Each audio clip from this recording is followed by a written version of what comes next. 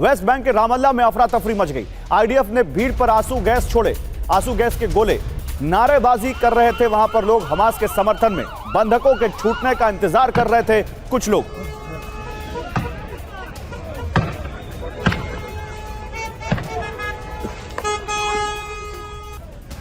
एक और बड़ी खबर, वेस्ट बैंक में लगातार तनाव बढ़ रहा है। फिलिस्तीन समर्थकों और आईडीएफ के बीच वहां पर भिड़ंत लगातार बढ़ रही है। सड़कों पर भीड़ को हटा रही है आईडीएफ।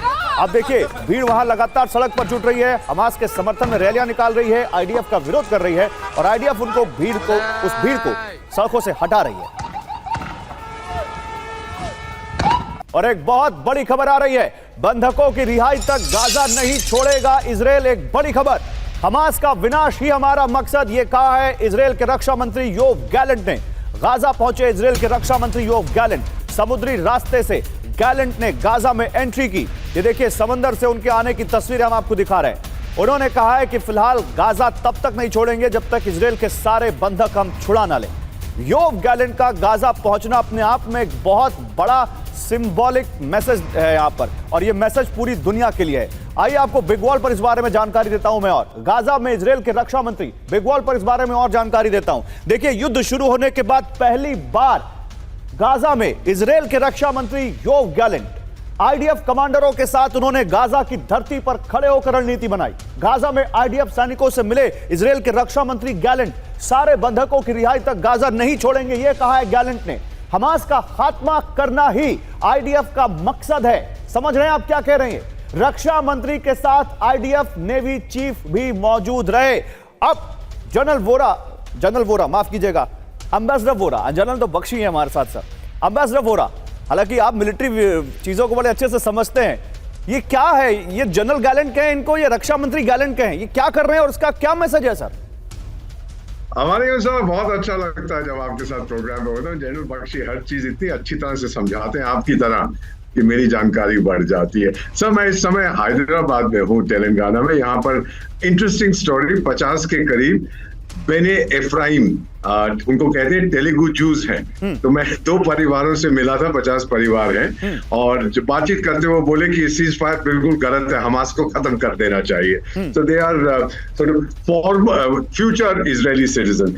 अब जो आपने बताया कि नेतन्याहू के घर के बाहर प्रदर्शन हो रहे हैं against the cease fire, today मैं नहीं होना चाहता बेंजामिन नेतन्याहू। पहले प्रदर्शन हुए कि सीज फायर करो और हमारे लोगों को वापस लाओ। अब जब वो सीज फायर होगी तो सीज फायर क्यों किया है? तो ये जो गए हैं जनरल वहां पर, जो डिफेंस मिनिस्टर, ये संदेश बड़ा क्लियर है। संदेश ये है कि डिफेंस जो है और अटैक, ये हमारी प्रायोरिटी है। ये सीज फायर 1 ना 2 दिन में खत्म हो जाएगा, टेम्परेरी ट्रूस जिसे कहते हैं। उसके बाद हम वापस वही करेंगे जो हमें करना चाहिए। तो उनके जाने का मकसद यह है अपने लोगों को बताना, उनकी फौज जो गाजा पट्टी में है, कि डोंट वरी, कुछ देर के लिए विश्राम करो, उसके बाद जितना दम है लगा के अटैक करो। ये मैसेज इजरायली फौज के लिए है और पूरी दुनिया के। ठीक है, आप रहिए मेरे साथ एम्बेसडर वोरा। इसी बीच देखिए, एक बड़ी खबर आ रही है, परिवार से मिली हमास की कैद में रही एमिली, और ये छोटे छोटे बच्चे हमास की कैद में थे जो अब छूट रहे हैं और दुनिया को उनके बारे में पता चल रहा है। 50 दिनों तक हमास की कैद में थी 9 साल की एमिली। एमिली समेत कुल 26 इजरायली रिहा हो चुके हैं अभी तक 2 दिनों में। थाईलैंड के 14 और फिलीपींस का एक बंधक रिहा हुआ है, यानी 15 और 26, करीब एक आप कह सकते हैं यहां पर अभी तक 41 बंधक रिहा हो चुके हैं कुल हमास की गिरफ्त में से। बदले में 78 फिलिस्तीनी कैदियों को अभी तक इजरायल ने छोड़ा है।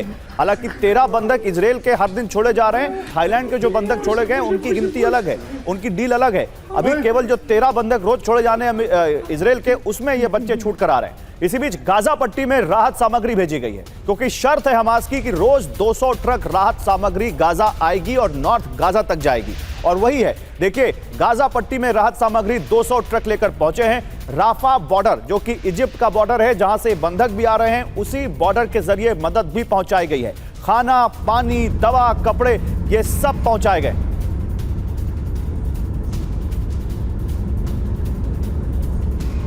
और देखिए, देरी के बाद बंधकों के दूसरे ग्रुप की रिहाई कर दी गई। रिहाई सीज फायर के दूसरे दिन 13 इजरायली बंधक रिहा हुए।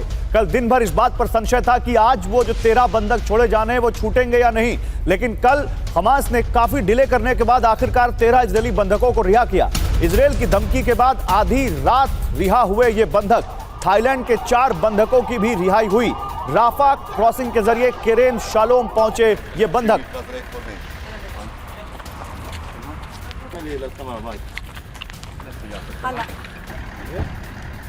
तो इजरायल की धमकी और उसके बाद आधी रात छूटे बंधक। आइए आपको दिखाते हैं यहां पर सीज फायर के दूसरे दिन 13 इजरायली बंधक रिहा हुए। बदले में इजरायल ने 39 फिलिस्तीनी कैदी छोड़े। थाईलैंड के 4 बंधकों की रिहाई हुई। रेड क्रॉस ने रात 3 बजे बंधकों को इजिप्ट भेजा। 3 बजे राफा क्रॉसिंग के जरिए केरेम शालोम पहुंचे ये बंधक। रिहाई में देरी पर जो बाइडेन ने कतर के नेताओं से, जो बाइडेन अमेरिका का राष्ट्रपति लगा हुआ, देखिए इस भाई साहब, उन्होंने बात की कतर के नेताओं से।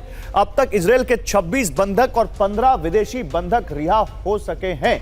अब दूसरे ग्रुप की रिहाई से पहले क्या हुआ यह भी आप देख लीजिए। इजरायल पर सीज फायर की शर्तों को तोड़ने के आरोप लगाए हमास ने। उत्तरी गाजा में 97 ट्रकों को जाने से रोका, यह आरोप लगाया हमास ने। आईडीएफ ने दक्षिणी गाजा के ऊपर ड्रोन उड़ाए। इजरायल ने फिलिस्तीनी कैदियों की सूची को बदला। ये सब आरोप हमास के हैं। इजरायल ने सीज फायर की शर्तों को तोड़ने से इनकार किया। नेतन्याहू ने वॉर कैबिनेट की इमरजेंसी मीटिंग बुलाई। इजिप्ट और कतर की कोशिशों से आधी रात छूटे 17 बंधक। अब जनरल बख्शी, देखिए जैसा आप कह रहे थे कि सीज फायर को लेकर बहुत संशय है, बहुत बातें हो रही हैं, लेकिन आप ये बताइए, क्या आपको लगता है कि ये सीज फायर, जैसा आप कह रहे हैं कि भरोसा नहीं है हमास पर कि 4 दिन चले, बातें तो यहां तक हो रही है कि सीज फायर को एक्सटेंड किया जाए, क्या संभावना दिखती है आपको इसकी? नहीं, देखिए, एक्सटेंड करने की बात की जा रही है इसलिए कि जो मैक्सिमम से मैक्सिमम इजरायली हॉस्टेज छूट जाए। You see, that is a human tragedy. उनके फैमिलीज बहुत ही नेचुरली बहुत ही कंसर्न्ड हैं कि उनके लोग वापस आ जाएं। जी। अभी तक केवल 50 की बात हुई थी। ये भी कहा जा रहा था कि हर 10 अगर आप छोड़ेंगे इजरायली हॉस्टेजेस तो एक दिन के लिए वो सीज फायर बढ़ाएंगे। जी। तो इसके लिए अभी भी उनकी कोशिश है कि पहले हॉस्टेजेस को निकाल लिया जाए, बाद में हमास से निपट लेंगे। जी। इसी के लिए चल रहा है और हमास भी जो पूरी कोशिश कर रहा है, बट जिस तरह का वो हैवानियत का नाच कर रहे हैं, वो हर जगह ऐसे दिखा रहे हैं जैसे कि उन्होंने धूल चटा दी होगी इजराइल को। इससे इजराइल की फौज में हमने देखा है बड़ा आक्रोश है, बहुत इरिटेटेड हैं वो लोग, और उनको लग रहा है कि जो काम वो करने निकले थे उसे बेवजह रोक दिया गया है। और काफी वहां पे लोग अपसेट हैं। लेकिन और कोई तरीका है नहीं इजराइल के पास अपने लोगों को छुड़वाने का। और अभी तो देखिए 50 ही हुए हैं, अभी तो 200 और वहां पे बंधक हैं। 50 भी नहीं हुए, मतलब शुरुआत हुई है प्रक्रिया 50 को छोड़ने की। 2 ग्रुप्स ही अभी तक रिलीज हुए हैं और कल भी काफी लंबा चौड़ा नाटक हुआ। कोई नहीं चाहता सर, ना बाइडेन साहब को खुद इंटरवीन करना पड़ा था। कोई सैनिक चाहेगा कि उनके जो लोग वहां पर बंधक बने हैं वो अपने घर वालों के पास ना जाएं, और शायद इसीलिए इतना एज लेने के बाद भी इजरायल ने ये डील की है। वरना नॉर्थ गाजा तो देखिए पूरा उनके कंट्रोल में आ चुका है, और साउथ गाजा में भी लगातार वो बमबारी कर रहे हैं। इसी बीच देखिए एक अलग खबर आ रही है, मैं वो भी दिखाता हूं, फिर उसके बाद आता हूं आप लोगों के पास। गाजा युद्ध में 57 पत्रकारों की मौत हो चुकी है। वो पत्रकार जो इस युद्ध को कवर कर रहे हैं, उनमें 57 पत्रकार मारे गए। युद्ध में फिलिस्तीन के 50 पत्रकारों की जान गई है। कवरेज करते हुए हवाई हमलों में इन पत्रकारों ने अपनी जान गंवाई है। युद्ध में 11 पत्रकार घायल हो चुके हैं। गाजा से 19 मीडिया कर्मी गिरफ्तार भी किए जा चुके हैं। तो आइए पत्रकारों पर कैसे यह युद्ध कहर बनकर टूटा है, यह भी आप देखिए। गाजा युद्ध में 57 पत्रकारों की मौत। बिग वॉल पर दीजिए मुझे पीसीआर, यहां पर दिखाता हूं मैं अपने दर्शकों को कि पत्रकारों पर कैसे यह युद्ध भारी पड़ रहा है। गाजा युद्ध में 57 पत्रकार मारे गए। 7 अक्टूबर से को 6 पत्रकारों की जान गई थी। 18 नवंबर को भी 7 पत्रकारों की जान गई। 50 फिलिस्तीनी और 4 इजरायली पत्रकारों की मौत हो चुकी है। 11 पत्रकार घायल हैं, 3 लापता हैं, 19 मीडियाकर्मी गिरफ्तार किए गए हैं। हमले, धमकी और साइबर अटैक के बीच काम की मजबूरी, ये ग्राउंड पर जो इस वक्त विपिन चौबे कर रहे हैं, ये वो उसकी चुनौतियां हैं। दावा किसका है? ये US committee to protect journalist का है। विपिन, देखिए मैंने भी ग्राउंड पर देखा है कि कितनी चुनौतियां होती हैं। आप भी इस वक्त वॉर जोन में हैं, और वॉर जोन में हमको ये जो दिख रहा है उससे कहीं ज्यादा चुनौतियां होती हैं। लेकिन यही काम है एक जर्नलिस्ट का, जो जर्नलिस्ट करता है और दुनिया के लिए वो चीजें लेकर आता है। मुझे ये बताइए इस वक्त वहां पर क्या चुनौतियां हैं एक पत्रकार के लिए अपना काम करने के लिए? देखिए, इजराइल तो फिर भी बहुत हद तक बेहतर है गौरव, क्योंकि आप भी वॉर जोन को कवर कर चुके हैं। यूक्रेन वॉर आपने बहुत अच्छे तरीके से कवर किया है।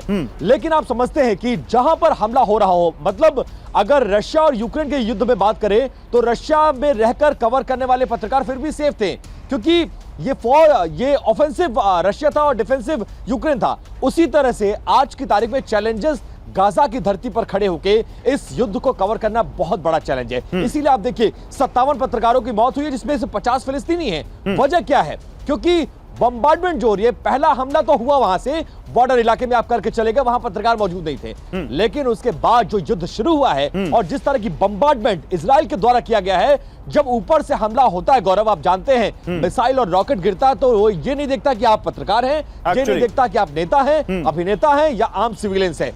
बॉम्ब गिरता है और जो उसकी जद में आएगा वो मारा जाएगा। लेकिन एक बात मैं जरूर कहना चाहूंगा कि अभी भी फिलिस्तीनी पत्रकार जमीन छोड़कर नहीं भाग रहे। गाजा से हमास के लड़ाके भाग चुके हैं, नॉर्थ गाजा से अपनी जमीन ढूंढना पड़ रहा है कि लड़ाके कहां गए। 40,000 लड़ाके भागेंगे भी नहीं, क्योंकि भागेंगे भी नहीं। कोई भी पत्रकार हो, चाहे वो गाजा में खड़ा हो, इजराइल में खड़ा हो, रशिया में खड़ा हो, यूक्रेन में खड़ा हो, पत्रकार हैं तभी आज ये तस्वीरें और ये खबरें लोगों तक आ रही हैं, वो दिख रही हैं। और बिल्कुल उन सबको सैल्यूट जिन्होंने अपनी जान गंवाई, उन सब के लिए दिल से सलाम जो वहां पर अपनी जान गंवा इस हमले को कवर करते करते नहीं रहे।